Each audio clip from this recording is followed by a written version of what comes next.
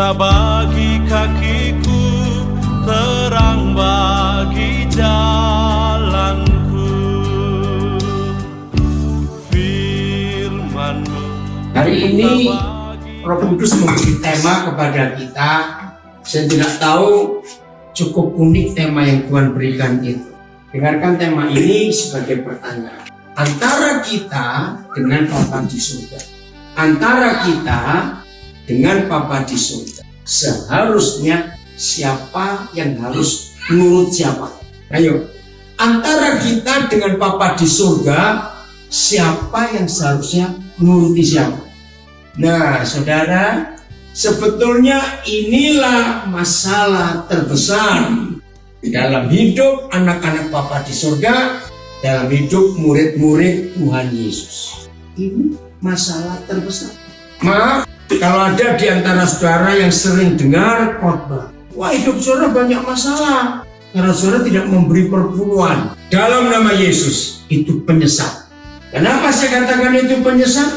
Kalau memang kita banyak masalah karena kita tidak memberi perpuluhan, saya tidak akan menyembah Tuhan yang mata duitan dan kayak debt collector. Oh, nggak ada yang amin. Amin. Lu betul tidak? Tuhan kita tidak akan melakukan sesuatu terhadap kita karena kita memberi dia uang. Setuju atau tidak? Dan dia punya segala-galanya kok. Maka itu khotbah-khotbah yang menekankan harus memberi saudara, supaya Tuhan memberi kita balik. Salah besar, salah besar. Oh, kamu kurang doa, maka itu banyak masalah dalam hidupmu. Salah juga. Kamu kurang rajin baca Alkitab, maka itu mobilmu kecelakaan. Di Amerika kok pusing ada asuransi kok. Bukan karena doa itu. Jadi masalah terbesar kita karena kita nggak taat. Yang suka ngomong perpuluhan pasti bandel itu. Karena kamu nggak taat perpuluhan, enggak juga. Ketaatan kita kepada Tuhan itu kunci segala-galanya. Dan ketaatan kita yang Tuhan minta nggak banyak.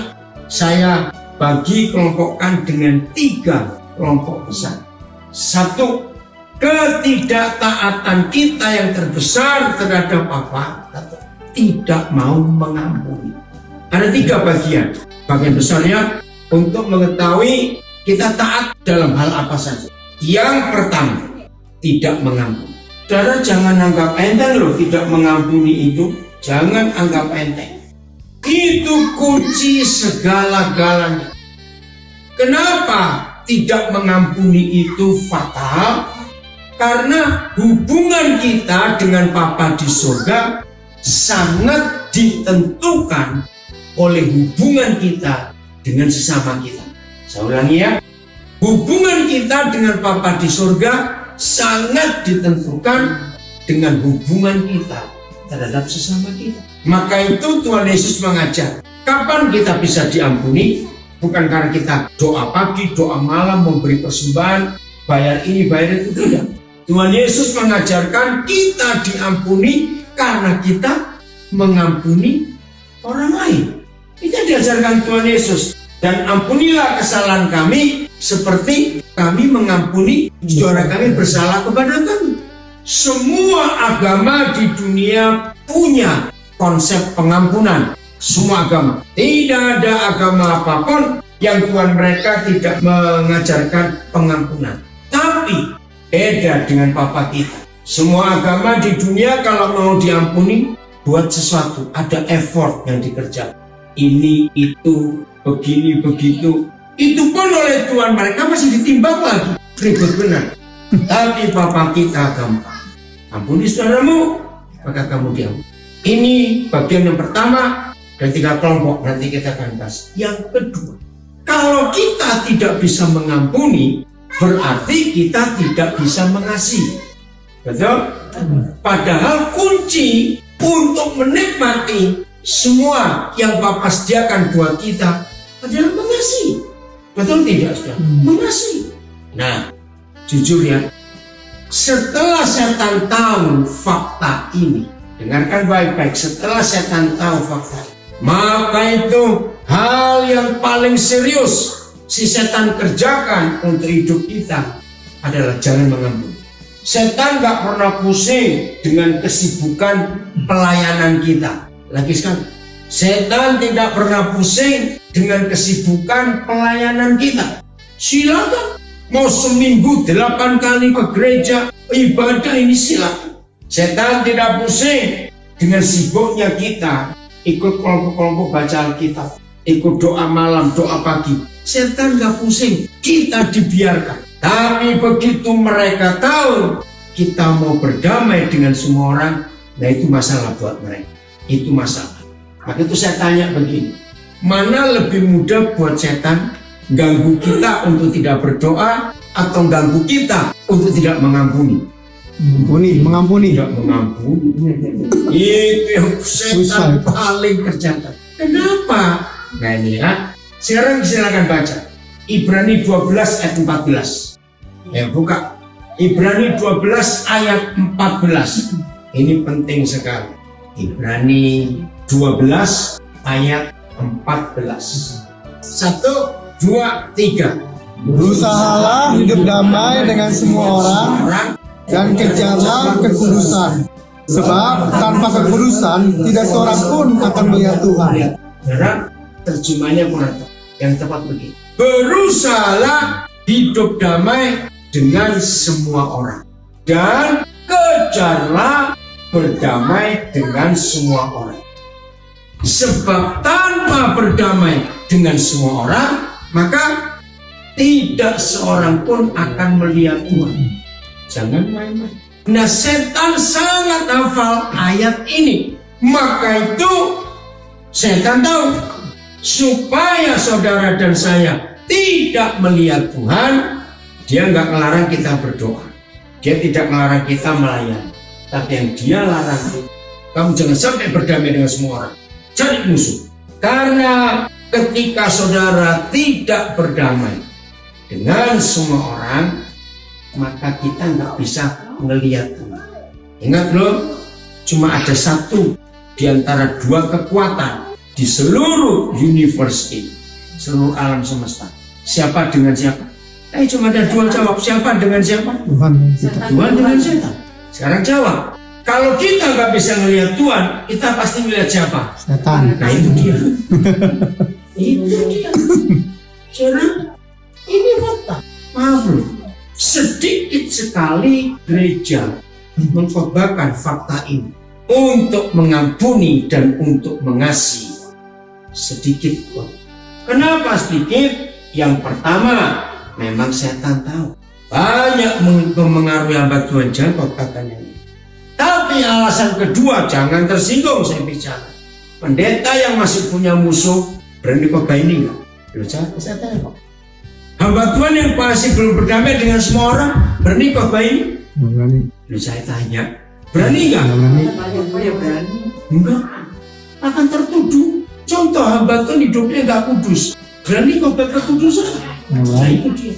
Hamba Tuhan yang masih punya musuh enggak berani khotbah. Dia akan tertuduh dan dia akan jadi orang munafik. Karena ini perkara besar. Nanti kita akan lihat berbicara. Jadi setan tahu yang membuat kita tidak bisa melihat Tuhan karena kita masih punya musuh. Jangan berkata begini, saya tuh nggak punya musuh, cuma malas ketemu. Sama. Ada orang nggak punya musuh tapi malas ketemu. Iya, sama. Nomor 3, ya 3 besar. Apa yang membuat kita tidak bisa mentaati Tuhan? Keegoan kita, egois. Pernah dengar istilah maunya sendiri, menang sendiri, carpe diem? Betul? 90% penyebabnya suami istri rajin bertengkar itu karena ego. Betul atau salah? Betul. Ego. Nah ternyata menundukkan ego itu sulit. Ya sampai hari ini saya tuh masih ingin tahu tapi belum pernah ketemu. Bahasa Inggris satu-satunya bahasa yang nulis A itu pasti huruf besar. Iya kan? A pasti huruf besar I-nya. Aneh bukan? Nah ini kesombongan. Nah, kalau kita bisa menaklukkan ego kita, nah kembali. Maka yang nomor 1 dan nomor 2 otomatis kita bisa lakukan. Setuju nggak? Kenapa kita nggak bisa mengampuni? Egois, mau menang sendiri. Kenapa kita nggak bisa mengasihi? Ya karena nggak mau mengampuni. Kenapa nggak mau mengampuni? Karena egois tadi. Balik lagi ke situ. Maka itu satu-satunya pergumulan, satu-satunya yang dilakukan oleh Tuhan Yesus. Bukan masalah uang, bukan masalah pelayanan. Masih ingat dia bergumul karena apa? Sampai keringatnya campur darah. Menaklukkan egonya. Bukan kehendakku, tapi kehendakmu. Suami istri yang rajin bertengkar dan puncaknya sampai cerai, ya karena masing-masing nuntut. Kamu nuruti keinginanku. Yang dituntut gampang, mau nggak? Nggak bisa. Nuntut balik, kamu juga harus nuruti kemauanku. Ya ini yang jadi peperangan besar, termasuk perang antar bangsa di dunia ini karena egonya. Coba buka Yakobus 3 ayat 16. Jangan main-main dengan aku mau, aku ingin, aku harus. Yakobus 3 ayat 16. James. Ya, ayo dibaca. Kita baca dulu terjemahan baru. 1, 2, 3. Sebab di mana ada iri hati dan mementingkan diri sendiri, di situ ada kekacauan dan segala macam perbuatan jahat. Ngeri loh. Segala macam kekacauan, segala macam perbuatan jahat itu karena dua hal, iri hati dan ego. Rusak semua. Gereja rusak karena ada ini. TSI. Selama kamu masih iri hati dan mementingkan diri sendiri, berarti hidupmu masih kacau dan kamu bisa melakukan kejahatan apa saja. Yes. Di mana ada cemburu dan sifat mementingkan diri sendiri, di situ juga terdapat kerusuhan dan segala macam perbuatan yang jahat. Ini di Indonesia itu ada aplikasi namanya Sabda. Cari itu, download, bagus sekali. Di situ ada ratusan terjemahan Alkitab. Mau bahasa apa saja. Untuk bahasa Indonesia, tapi tidak semua smartphone bisa dapat. Yang paling bisa lewat iPad atau laptop. Sabda cari. Maka kita bisa diberkaya dengan banyak terjemahan. Untuk bahasa Inggris pun ada banyak di sini.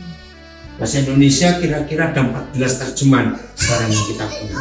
Kita bersyukur. Dan sederhana bukan? Cuma karena iri hati dan mementingkan diri sendiri, rusak. Maka itu kalau semua kita bisa mentaati 3 hal ini, mengampuni, mengasihi, mudah, tidak egois, taklukkan, maka percayalah hidup ini akan luar biasa, tenang betul. Nggak akan kita bisa dipengaruhi oleh kejahatan ini. Maka sekarang kita balik. Kalau tiap kali atau sering, mudah-mudahan gak ada yang tiap hari, ketemu masalah dalam hidup, jengkel, gak enak, apa saja, hari ini kita tahu penyebab. Berarti kita sedang tidak mentaati firman Tuhan ini. Itu saja. Susah tidur juga sama, pasti macam-macam ini pikiran, sedang mikir yang enggak. Semua itu karena hal ini. Siapa setuju kalau saya katakan hidup damai, tidak punya musuh, itu enaknya luar biasa. Betul atau salah? Nah ya sudah. Tapi namanya manusia, tapi berat itu. Balik lagi ke situ. Tidak mengampuni, ngeri. Dan yang menyedihkan, setan berhasil nggak membuat banyak murid Yesus nggak bisa melihat Tuhan. Jawabannya padahal cuma sederhana. Maka hidup ini akan luar biasa. Ngeri sudah. Selama sekian tahun, ya, saya menjadi hamba Tuhan. Aduh, hal ini yang banyak merusak. Gereja jadi kacau, hidup jadi mati. Cara lebih ngeri lagi. Orang yang tidak mau mengampuni, dan orang yang tidak bisa mengasihi, dan orang yang hidup dikuasai ego, orang itu pasti munafik. Kenapa orang itu munafik? Pura-pura? Ya untuk menutupi.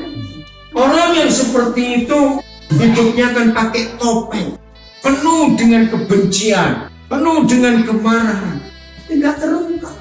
Nah, jahatnya orang seperti itu, dia akan cari kelompok. Istilah saya, yang senasib. Betul ya?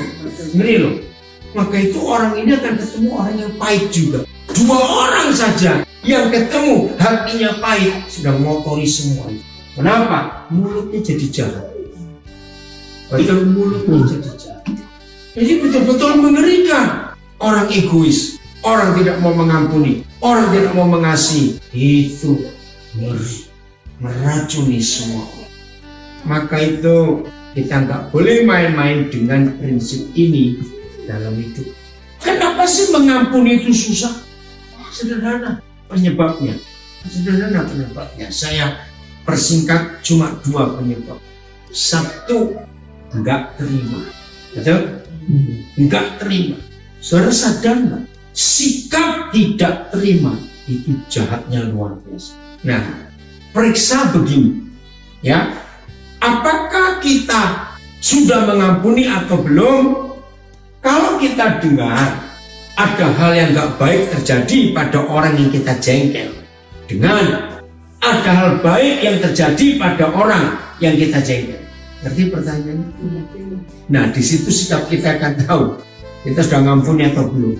Kalau kita belum ngampuni, kita dengar berita orang itu mengalami kecelakaan, mengalami kerugian. Nah, itu dia. Itu jahat, itu jahat.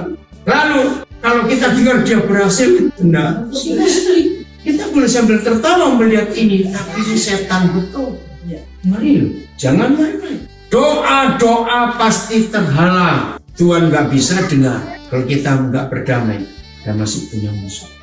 Coba kita lihat Yesaya 59 ayat 1 dan 2. Nah, jadi untuk ngecek apakah kita sudah mengampuni dengan hal yang pertama nggak terima tadi, berarti kalau saudara tidak terima, berarti saudara ingin yang jelek terjadi atas orang itu, dan itu kejahatan. Udah, Yesaya 59 ayat 1 dan 2.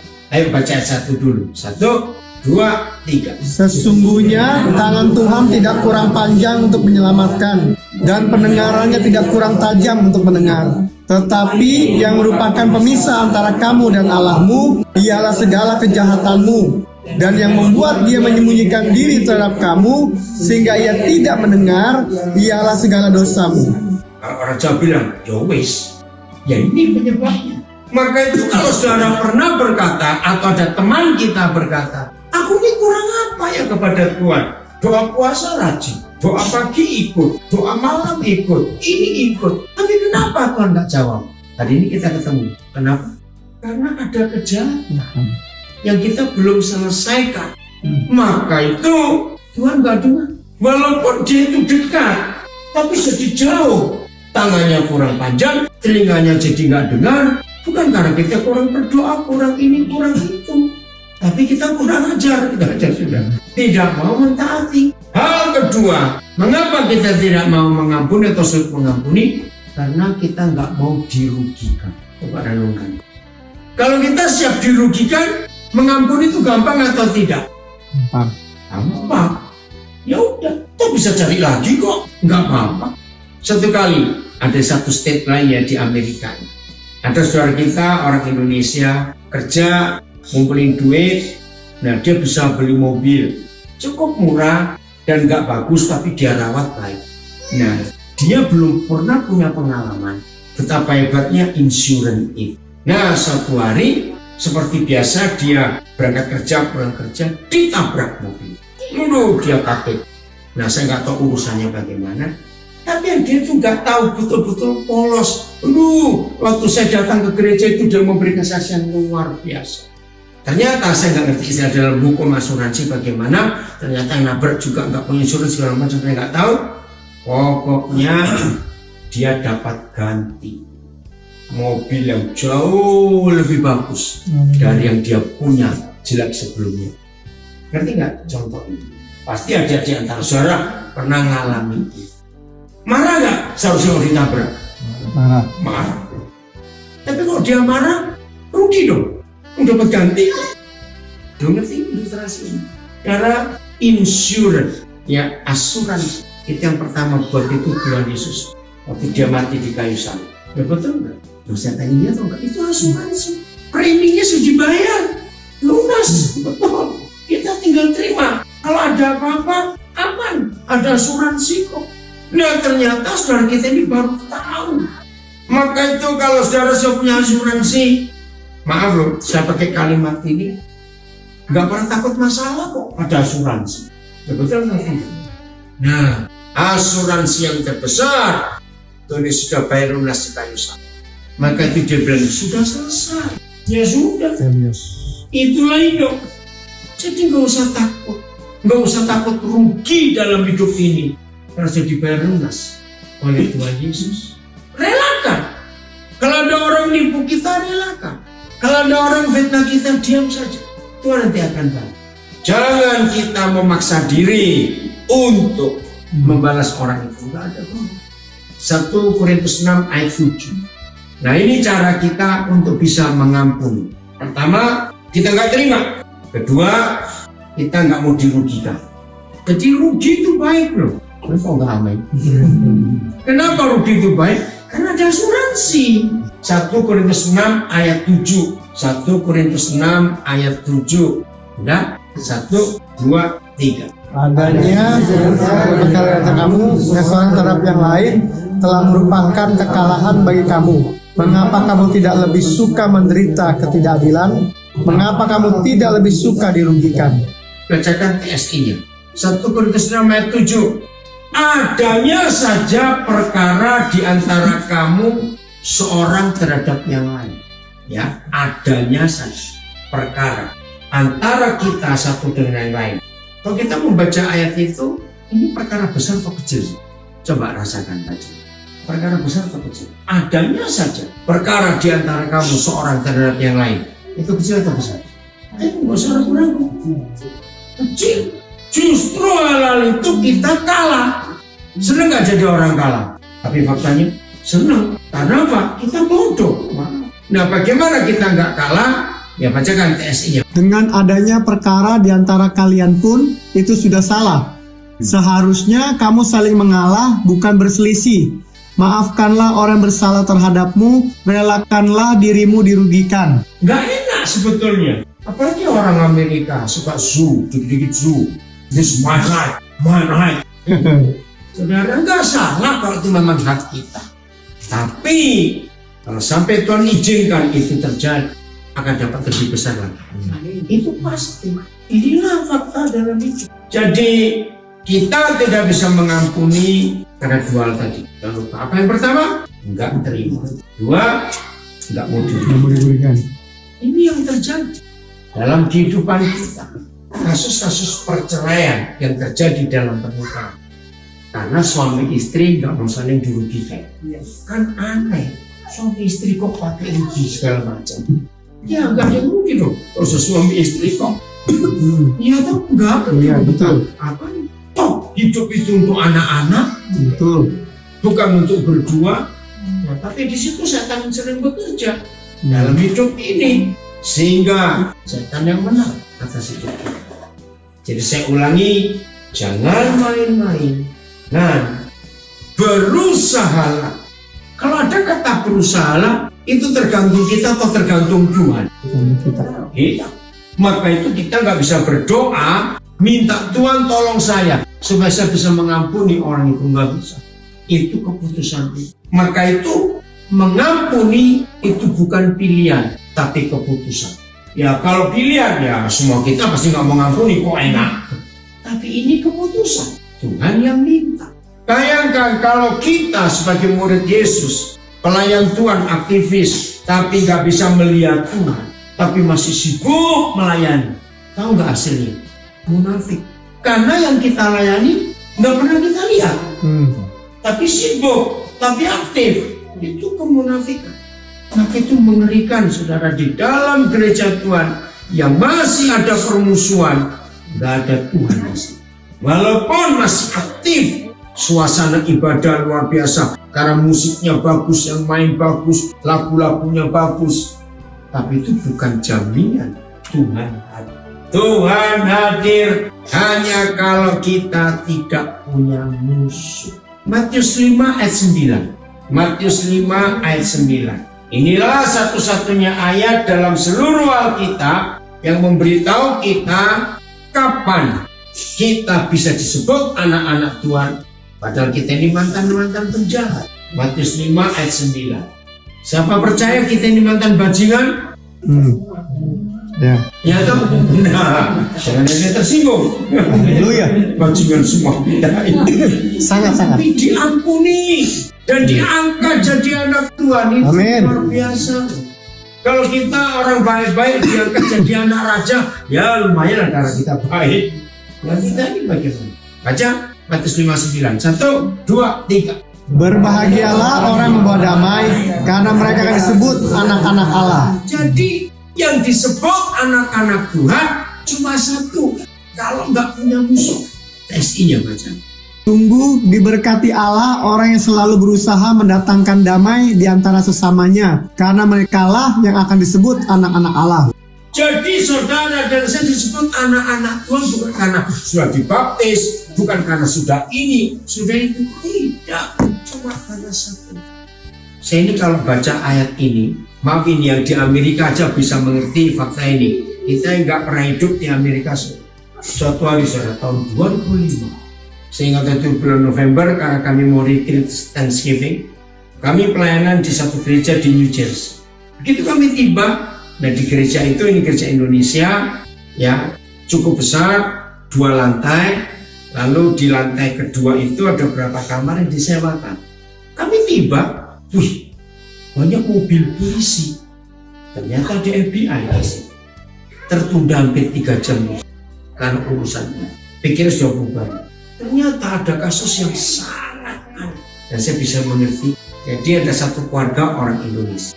18 tahun yang lalu dari 2005 mereka itu datang dari Indonesia dengan bayi yang belum umur setahun. Nah, 17 tahun mereka menunggu sampai anak kedua lahir. Nah, mereka dapat green card. Jadi baru setahun mereka dapat green card. Nah, bayi yang dibawa itu perempuan. Kira-kira umur, ya namanya anak, umur belasan, 14, 15, saya nggak ingat. Dia punya pacar, ya, kan orang Indonesia. Nah, pacarnya ini sangat terganggu dengan papanya si pacar, karena masih pakai cara Indonesia. Nggak boleh pulang malam, diawasi terus begitu. Nah, namanya anak, kalau lagi jatuh cinta ya goblok juga. Gitu. Nah, dia tunggu umur 17 tahun. Rupanya cowok ini tahu hukum Amerika. Tahu si cewek diajari, lapor ke polisi. 2 kali aku mandi, papaku ngintip aku. Tahu nggak hukum Amerika begitu? Wah, ini child abuse. Ini ya karena yang lapor anak umur 17 lebih, jadi percaya dong bukan anak kecil. Tapi anak ini kan nggak tahu hukum itu. Nah, pagi itu Minggu, FBI datang, kaget ini anak kalau begitu. Dia bilang sambil nangis, enggak, aku bohong. Wah, bukan kenal lagi. Dia dianggap sudah besar kok kamu bohong, berarti saksi palsu. Nah, sudah nikah cerita, kebaktian kiri jalan, mereka keluarga dibawa ke kantor polisi. Berapa waktu kemudian vonis jatuh, green card mereka dibatalkan, dari hukum berat katanya. Saya sih nggak kenal keluarga itu, tapi disebut merasakan kesedihannya 17 tahun nunggu hanya karena sepele. Sebayang, nah, jadi laporan itu nggak bisa ditarik, karena jangan main-main dengan tidak berdamai dengan semua orang. Ini hukum berat buat saudara.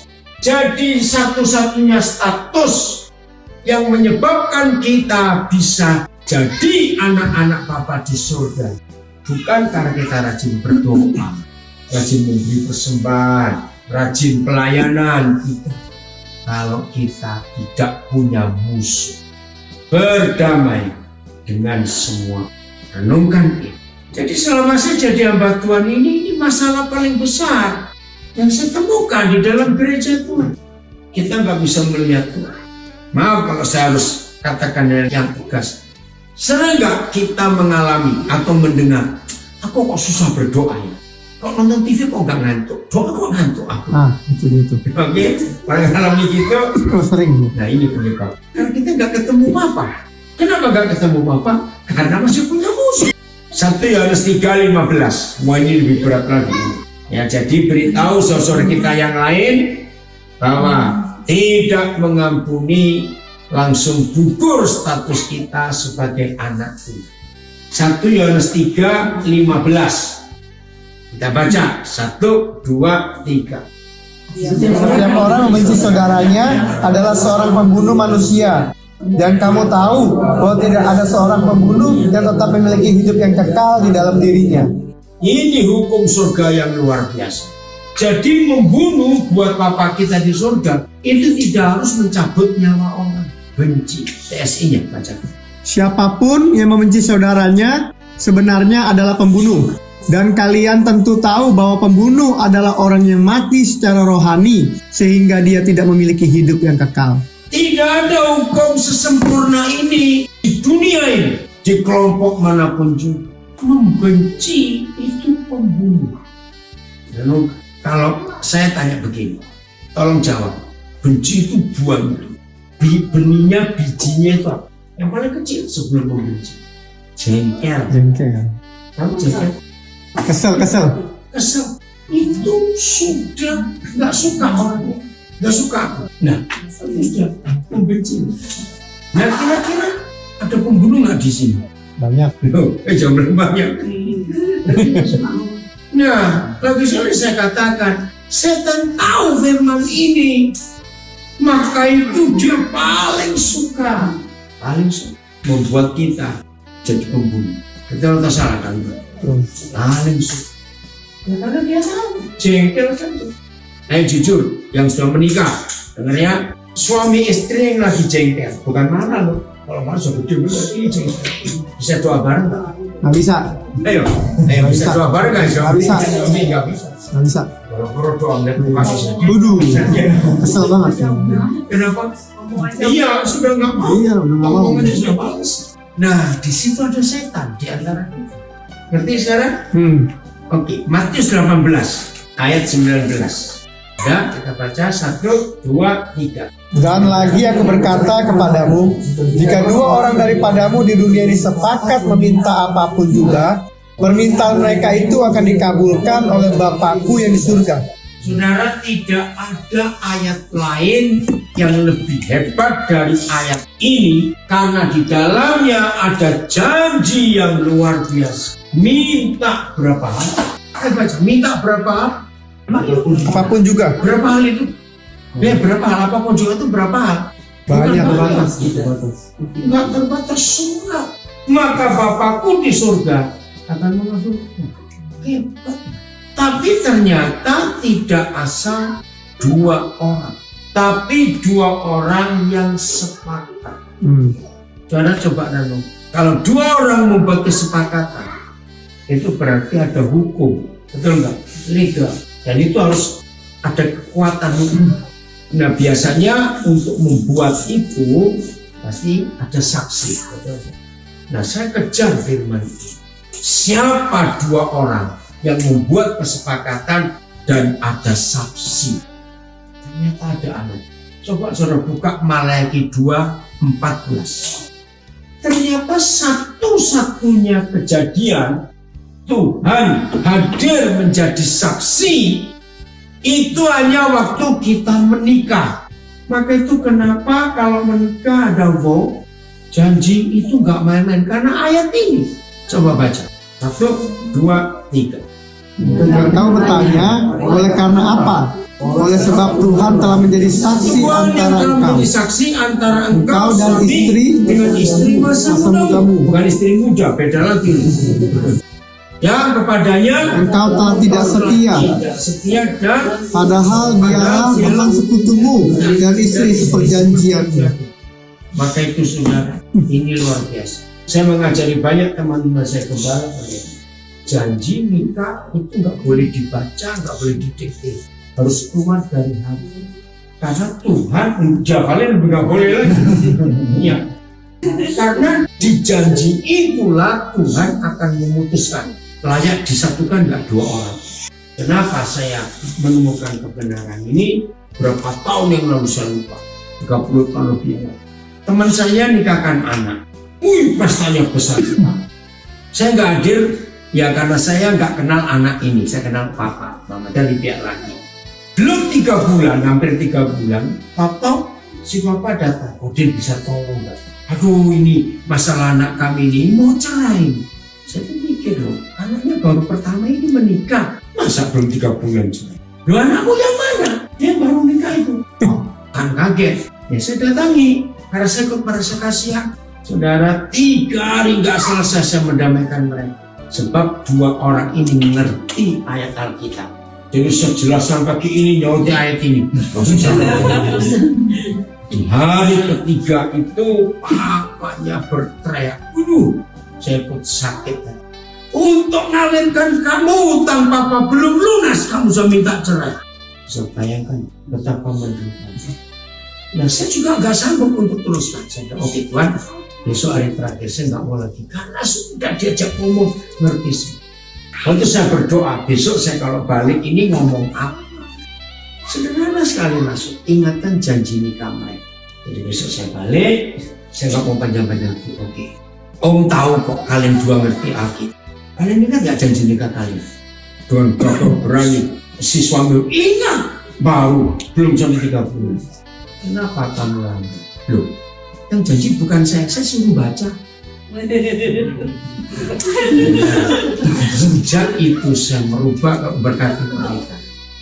Karena orang bisa nggak bertanggung jawab, bukan dari aku kok, dibuatin orang.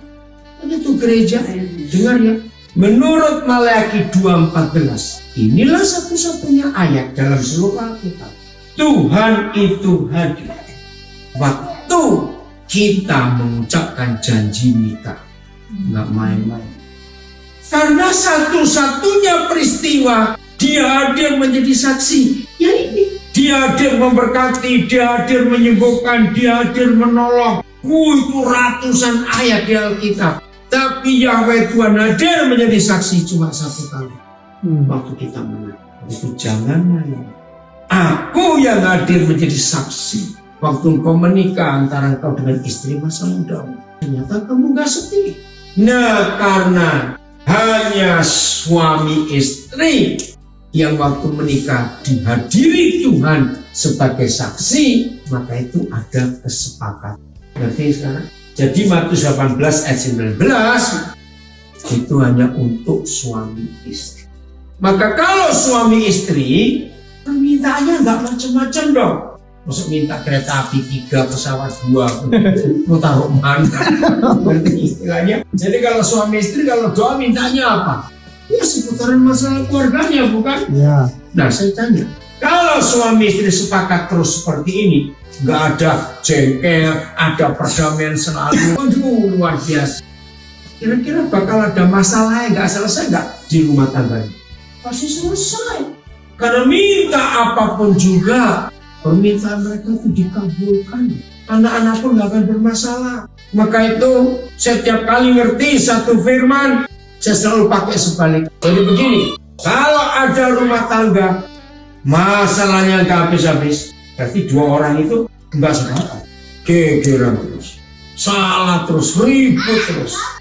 Ayat 20 Matius 18. Nah ini terjemahannya salah, ya. Yang betul begini, maka itu seringkali banyak gereja menggunakan Matius 18 ayat 20 sebelum mulai ibadah. Enggak. Di mana ada 2 orang masih ingat dan 3 orang atau 3 orang? Ya. Yang betul begini. Sebab di mana ada 2 orang yang sepakat, siapa tadi 2 orang itu? Suami istri. Dan ada orang-orang ketiga. Kalau ada suami istri dan ada orang-orang ketiga, siapa orang-orang ketiga ini? Anak-anak berkumpul dalam namaku sebagai keluarga loh ya. Siapa di tengah-tengah keluarga itu? Baca. Maka kau di tengah-tengah mereka. Nah, ada Yesus di tengah-tengah keluarga itu. Bukan gambarnya Yesus, bukan lain. Nah saya tanya, kalau keluarga yang sepakat berdamai selalu ada Tuhan Yesus, Tuhan segala Tuhan, Raja segala Raja, ada nggak setan berani masuk? Pasti enggak. Kembali dibalik. Mereka kalau keluarga ada banyak setannya, berarti ya karena apa? Doain jawab. Kalau nggak ada Yesus berarti ada setan, karena nggak ada kesepakatan. Nggak ada kesepakatan. Nah, saya punya pertanyaan ini, tolong jawab. Setelah kita mengerti firman ini, ternyata lebih mudah ngusir Yesus atau ngusir setan di keluarga kita? Pertanyaan kedua sama, tapi beda bentuk. Berarti lebih mudah mengundang setan atau mengundang Tuhan Yesus di keluarga kita? Aduh Tuhan Yesus. Kita boleh sampai berkawan, tapi ingat saudara, ketika papa mama mengundang setan, korban pertama pasti anak-anak. Jadi sekarang kita mengerti kenapa ada keluarga aktif pelayanan, tapi anaknya ngaco itu. Karena anak-anaknya jadi makin setan. Karena papa mama munafik. Di rumah ribut terus, tapi di gereja kayak malam. Ini rusaknya keluarga Kristen. Saudara, apa kesimpulannya sekarang? Harus berdamai. Berdamai. Betul? Yes. Jangan biarkan setan menginap di rumah kita. Betul. Goblok sekali. Kalau kita nggak berdamai, kita menginapkan setan di rumah kita. Hasilnya mengerikan sekali.